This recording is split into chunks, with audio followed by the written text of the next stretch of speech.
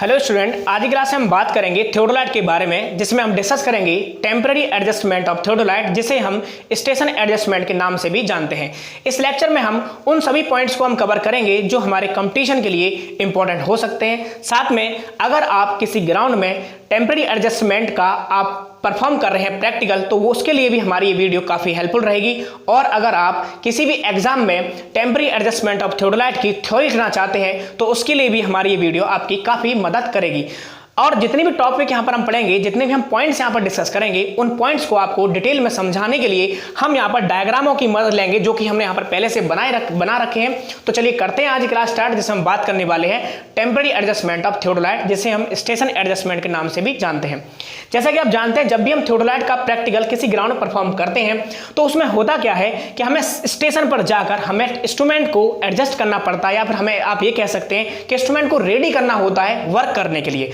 तो उसके लिए हम करते हैं टेम्पररी एडजस्टमेंट ऑफ थियोडोलाइट, जिसके अंदर हम 3 प्रोसेस परफॉर्म करते हैं। सबसे पहला जो हमारा प्रोसेस होता है वो होता है सेटिंग ओवर ए स्टेशन, जिसे आप जनरली सेंटरिंग के नाम से भी जानते हैं। यानी जब हम कंपटीशन के एग्जाम देते हैं, तो आप देखते हैं कि हमसे पूछा जाता है कि टेम्पररी एडजस्टमेंट ऑफ थियोडोलाइट में कौन कौन से ऑपरेशन परफॉर्म करते हैं। तो वहां पर आपने देखा होगा कि centering on levelling and elimination of parallax हमें लिखा होता है। लेकिन इसमें हम करते क्या है कि सेटिंग ओवर ए स्टेशन में ही हम क्या करते हैं, सेंटरिंग करते हैं। अब आप सोच रहे होंगे इस सेटिंग ओवर ए स्टेशन में क्या कुछ खास बातें हैं, तो हम आपको बताते हैं आगे। तो अगर हम बात करें सेटिंग ओवर ए स्टेशन का मतलब क्या है, इसका मतलब यह है कि इसके अंदर हम क्या करते हैं, सेटिंग ओवर ए स्टेशन में, यानी इस प्रोसेस में हम करते क्या है, इस प्रोसेस में मेनली सेंटरिंग करते हैं। यानी इस प्रोसेस में हम क्या करते हैं, मेनली सेंटरिंग करते हैं। तो और क्या क्या करते हैं और सेंटरिंग क्या होती है, उसके बारे में हम यहां पर जानेंगे। सेंटरिंग करते हैं, तो ये मैंने यहां पर लिखा कि इस प्रोसेस में मेनली सेंटरिंग करते हैं। तो सेटिंग ओवर ए स्टेशन, यानी जब किसी ग्राउंड पर, जैसे आप सपोज कीजिए कि किसी जमीन के किसी एक पॉइंट पर आप यहां पर खड़े हुए हैं, ये हमारा जमीन है, और इस जमीन के किसी ग्राउंड पर आप खड़े हैं, और इस पॉइंट के जस्ट ऊपर आप थियोडोलाइट को सेट करेंगे। यही प्रोसेस हमारा क्या कहलाता है, सेंटरिंग कहलाता है। तो सेटिंग ओवर ए स्टेशन में मेनली हम सेंटरिंग करते हैं। अब सेंटरिंग करते कैसे हैं, उसके लिए देखें, सेंटरिंग हम करते हैं बाई प्लम बॉब। सबसे पहले हमारे यहां पर पॉइंट है बाई प्लम बॉब, यानी हम क्या कर सकते हैं, सेंटरिंग करते हैं प्लम बॉब के द्वारा। दूसरी हम सेंटरिंग कैसे कर सकते हैं, तो दूसरी सेंटरिंग हम थियोडोलाइट में हम कर सकते हैं by optical plummet, by optical plummet. अब इनमें कैसे कर सकते हैं उसके बारे में हम यहां पर जानेंगे। देखें, सेंटरिंग अगर हम कर रहे हैं, तो सेंटरिंग का मतलब मैंने क्या बताया कि सेंटरिंग एक ऐसा प्रोसेस है, यहां पर एक ऐसा प्रोसेस, यहां पर लिख रहा हूं मैं, सेंटरिंग एक ऐसा प्रोसेस है, एक ऐसा प्रोसेस है जिसमें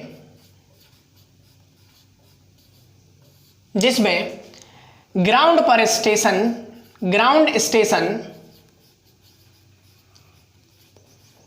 के ठीक ऊपर, ग्राउंड स्टेशन के ठीक ऊपर इंस्ट्रूमेंट को सेट किया जाता है, इंस्ट्रूमेंट को सेट किया जाता है।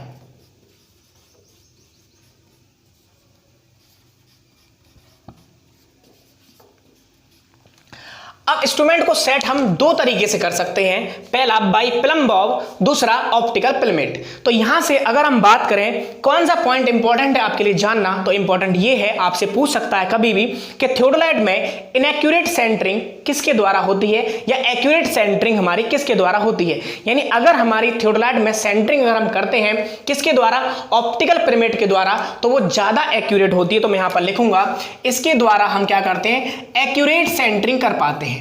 यानी एक्यूरेट सेंटरिंग हमें किससे होती है, इसी से, एक्यूरेट सेंटरिंग हम इससे कर पाते हैं। अब आप कहेंगे कि इसके द्वारा क्या हम इनएक्यूरेट सेंटरिंग कर सकते हैं, तो उसके लिए सिचुएशन है।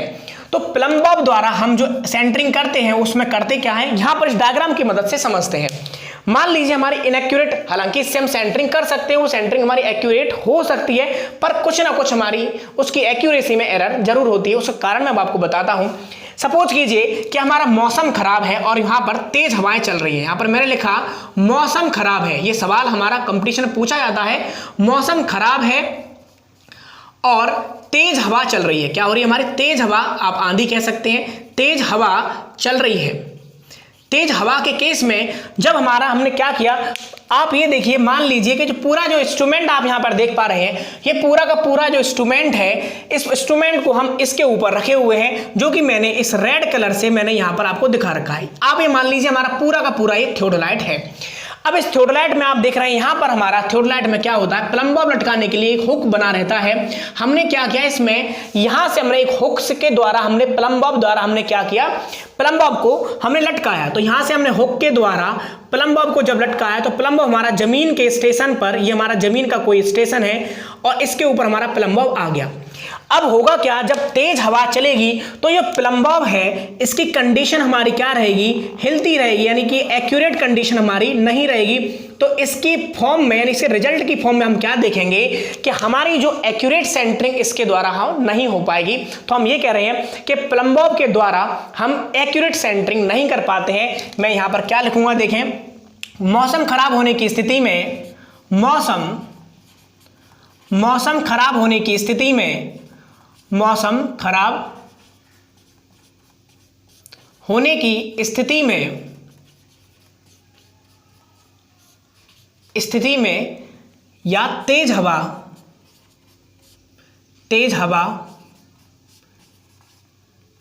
की स्थिति में प्लम बॉब द्वारा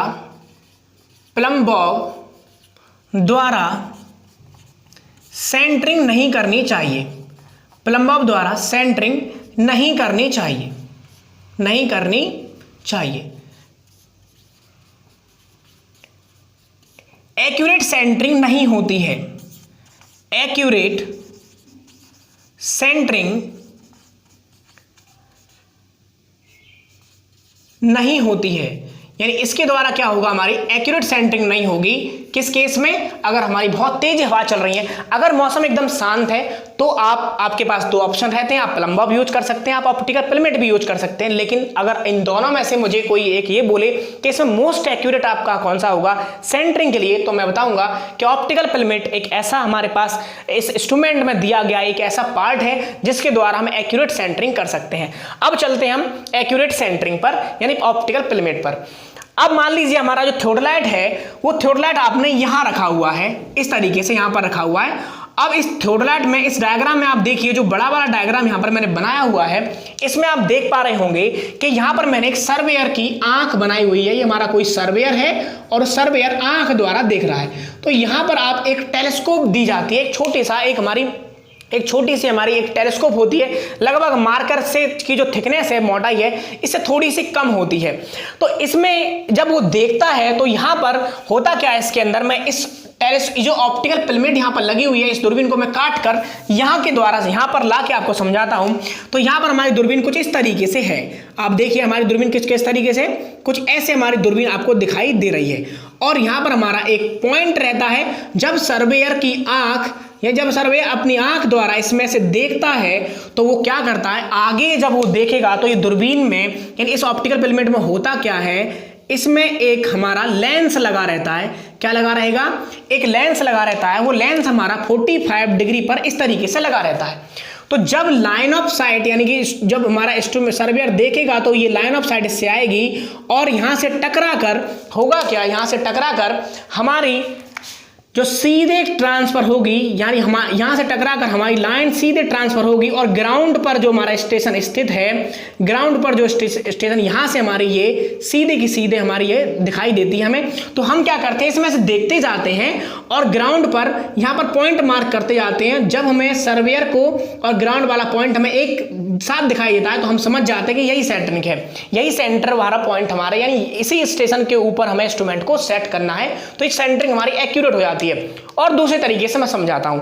आपने देखा होगा कि हमारी कुछ टॉर्च आती है जिसमें एक पिन, जैसे दीपावली वगैरह में आपने देखा होगा, जो छोटे छोटे बच्चे होते हैं उनके पास कुछ टॉर्च होती है और वो एकदम सीधी पिन की तरह रेड कलर की निकलती है, पॉइंट मार्क करती है, जो लेजर लाइट आती है। तो वो लेजर लाइट आप यहाँ लगाइए या आप मोबाइल की टॉर्च लगाइए, तो जो लेजर लाइट आप यहाँ से लगाएंगे तो वो लेजर लाइट सीधे वो पॉइंट हमें कहाँ नजर आएगा, ग्राउंड पर नजर आएगा।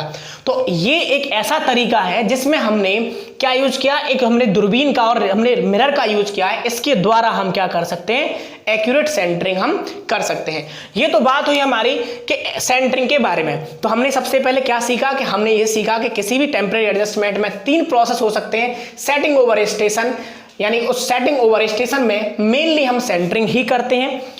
दूसरा ऑपरेशन लेबलिंग, तीसरा हमारा एलिमिनेशन ऑफ पैरालैक्स होता है। तो जो सेटिंग ओवर स्टेशन है इसमें हम क्या करते हैं, इसमें हम 2 ऑपरेशन करते हैं। सब मेनली क्या करते हैं, सेंटरिंग, और दूसरा ऑपरेशन क्या करते हैं, दूसरा हम करते हैं अप्रोक्सीमेट लेबलिंग हम करते हैं। जो सेंटरिंग हम कर रहे हैं, तो सेंटरिंग क्या है, सेंटरिंग ऐसा प्रोसेस है जिसमें ग्राउंड स्टेशन के ठीक ऊपर इंस्ट्रूमेंट को सेट कर दिया जाता है। कैसे कर सकते हैं, 2 तरीके हमारे पास थे, प्लम्बाउ द्वारा और ऑप्टिकल पिरामिड के द्वारा हमने डिस्कस किया। अब यहां पर देखेंगे कि यहां पर आप देखें और सेंटरिंग में हम क्या चीज जान सकते हैं। हम ये जान सकते हैं कि जो यूज ऑफ शिफ्टिंग हेड, हमसे पूछा जाता है कि थियोडोलाइट में जो शिफ्टिंग हेड दिया जाता है वो किस लिए दिया जाता है, क्या काम होता है, उसका काम भी हमारा एक्यूरेट सेंटरिंग के लिए दिया जाता है। तो यहाँ पर एक कुछ ही इंस्ट्रूमेंट यानी सभी टाइप के इंस्ट्रूमेंट में, सभी थियोडोलाइट में मैंने नहीं देखा, कुछ थियोडोलाइट में मैं इस चीज को देखता हूँ। तो यहाँ पर मैंने क्या लिखेंगे कि यह एक्यूरेट सेंटरिंग के लिए, अब ये कैसे करता है उसको भी बताऊंगा मैं। यह एक्यूरेट सेंटरिंग में हेल्प करता है, एक्यूरेट सेंटरिंग में हेल्प करता है। आप यहां पर देखें, इसमें यहां पर आ जाते हैं, यहां आप देख पा रहे हैं कि ये हमारे इंस्ट्रूमेंट की एक वर्टिकल एक्सिस आ रही है और एक वर्टिकल एक्सिस हमारी इस तरीके से आ रही है और यहीं पर हमारा एक प्लम्ब वाला इस तरीके से हमारा निशान, ये हमारा हुक निकला हुआ रहता है। अब मान लीजिए कि हमने इंस्ट्रूमेंट को इस पूरे के पूरे हमारे जो ट्राइपॉड है उस ट्राइपॉड पर हमने इंस्ट्रूमेंट को रखा और उसको हमने पूरी तरह से कस दिया। कसने के बाद हमें पता चला कि थोड़ी सी सेंटरिंग में हमारी माइनर एरर है, यानी थोड़ा सा इंस्ट्रूमेंट अगर थोड़ा सा उधर खिसक जाए या थोड़ा सा इधर खिसक जाए, ये राइट साइड में खिसक जाए या लेफ्ट साइड में खिसक जाए, तो हमारी एक्यूरेट सेंटरिंग हो जाएगी। तो होता क्या है, इसके अंदर नीचे यहां पर एक नट दिया जाता है, उस नट को अगर हम ढीला कर देते हैं तो पूरा का पूरा इंस्ट्रूमेंट हमारा इस तरीके से घूमने लगता है, बिल्कुल इस तरीके जैसे मैं अपने हाथ, ये आप नीचे से लोअर पार्ट हो गया, ये ऊपर वाला, तो शिफ्टिंग हेड को अगर मैं ढीला कर दूंगा तो मेरा इस तरीके से हमारा इंस्ट्रूमेंट जो है वो क्या करने, रोटेट होने लगता है। तो हमें जिस दिशा में हमें इंस्ट्रूमेंट को खिसकाना है, हम थोड़ा सा इधर खिसकाना चाहते हैं तो ताकि हमारे इधर खिसकाने से एक्यूरेट सेंटरिंग हो सकती है, तो शिफ्टिंग हेड है उस शिफ्टिंग में पूरा का पूरा हम खिसका देते हैं और हमारी एक्यूरेट सेंटरिंग इसकी वजह से हमें देखने को मिल जाती है। एक क्वेश्चन हमारे ये भी पूछे जाते हैं कि अगर आप टेम्परेरी एडजस्टमेंट कर रहे हैं, टेम्परेरी एडजस्टमेंट करते समय अगर आप मूविंग ट्राइपॉड लेग रेडियली, यहां पर आप देखें कि ट्राइपॉड की हमारी 3 टांग आपको नजर आ रही हैं, 3 लेग्स आपको नजर आ रही हैं। यहां पर अगर क्या होगा कि इन जो 3 लेग में से एक लेग को अगर मैं रेडियली घुमाऊं, इसका मतलब ये है कि यहां पर हमारे पास देखेंगे, यहां पर मैं एक डायग्राम बनाता हूं, कि क्या होगा हमारे पास, ये हमारे पास पूरा इस तरीके से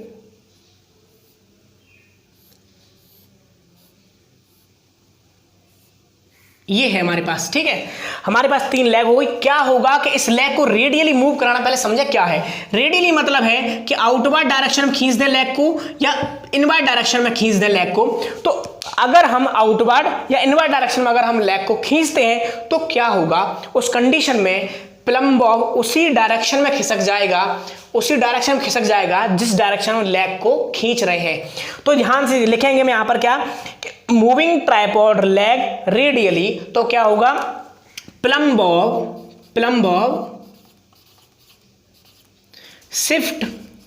shift in the direction of leg, यानी प्लम बॉब हमारा जो प्लम बॉब किधर शिफ्ट हो जाएगा, plum Bob shift in the direction of leg, यानी जिधर हम लेग को शिफ्ट कर रहे हैं उधर ही हमारा शिफ्ट हो जाएगा। लेकिन इसमें लेवलिंग पर, यानी जो हमारी लेवल्ड है, जो हमारा ट्राइपॉड पूरी तरह से लेवल्ड है, उसमें कोई चेंजिंग नहीं आएगी। No change in in inclination लिख दे रहा हूं, नो चेंज इन इंक्लिनेशन, यानी इसमें जो हमारा झुकाव है इंस्ट्रूमेंट का, यानी इस प्लेट का झुकाव का मतलब क्या है, प्लेट का जो हमारा लेवलिंग हेड है इसके झुकाव का कोई इफेक्ट नहीं पड़ेगा। ये एक बहुत इंपॉर्टेंट पॉइंट है, ये आपको ध्यान रखना है कि अगर हमारी जो ट्राइपॉड की लेग है उसको अगर रेडियली हम मूव करते हैं तो रेडियली मूव करने पर हमारा जो प्लम्ब बॉब है, आप सोच के देखिए कि अगर मैं कुछ देर बाद इस लेग को खींच कर आगे की तरफ कर दूं तो होगा क्या, हमारा इंस्ट्रूमेंट का जो ये हेड है वो हमारा नीचे की तरफ आ जाएगा, और नीचे की तरफ जब आ जाएगा तो हमारी ट्राइपॉड लेग वहां पहुंच चुकी है, तो प्लम्ब बॉब पहले अगर यहां था तो प्लम्ब बॉब खिसक के इधर आ जाएगा, तो प्लम्ब बॉब हमारा उसी डायरेक्शन में शिफ्ट हो जाएगा जिस डायरेक्शन हम लेग को मूवमेंट करा रहे हैं। दूसरा अगर हम बात करें, यहां से आप समझ सकते हैं कि लेग को इधर खींचेंगे तो प्लम्ब बॉब थोड़ा इधर से खिसक के इधर आ जाएगा, ठीक है। अब दूसरा क्या है कि हमारे यहां पर जो ट्राइपॉड की तीनों लेग हैं ये हमारी सरकमफ्रेंस, आप इसको ज्वाइन कर लीजिए, यानी इसको आप परिधि बना लें। तो सरकमफ्रेंस आप बना लेंगे तो क्या होगा कि जब हम ट्राइपॉड की लेग को सरकमफ्रेंस पर हम यानी परिधि पर मूव कराएंगे, लेकिन हम रेडियली मूव नहीं कराएंगे। तो नेक्स्ट पॉइंट है मूविंग ट्राइपॉड लेग सरकमफ्रेंशियली। तो सरकमफ्रेंशियली जब मूव कराएंगे तो क्या होगा, circumferential no change in plumb bob condition, no change in plumb bob condition, but change in inclination, यानी हमारा क्या होगा, इंक्लिनेशन में चेंजिंग आ जाएगी। कैसे, जब हम सरकमफ्रेंस पर घुमाएंगे लेग को, लेकिन प्लम्ब बॉब की कंडीशन वहीं की वहीं रहेगी। तो ये दो सवाल, ये 3 पॉइंट मैंने जो बताए हैं कंपटीशन के बारे में, अगर हम एक सार यहां से देखें कितने क्वेश्चन हमने यहां पर पढ़े, तो अगर आप थ्योरी लिखना चाहते हैं इसकी तो आप आसानी से लिख सकते हैं कि हमारी सेंटरिंग प्रोसेस में हमने क्या क्या किया, और प्रैक्टिकल आप परफॉर्म कर रहे हैं किसी ग्राउंड में तो प्रैक्टिकल परफॉर्म करते टाइम आप समझ सकते हैं कि किसी ग्राउंड पर सबसे पहले इंस्ट्रूमेंट को लेके आएंगे, ट्राइपॉड पर रखेंगे, और ट्राइपॉड जब आप रखेंगे तो आप सेटिंग ओवर स्टेशन सबसे पहले परफॉर्म करेंगे। उसमें आप क्या करेंगे, प्लम्ब बॉब द्वारा या ऑप्टिकल पिरामिड द्वारा उसकी सेंटरिंग करेंगे, लेकिन साथ के साथ अप्रोक्सीमेट लेवलिंग करेंगे।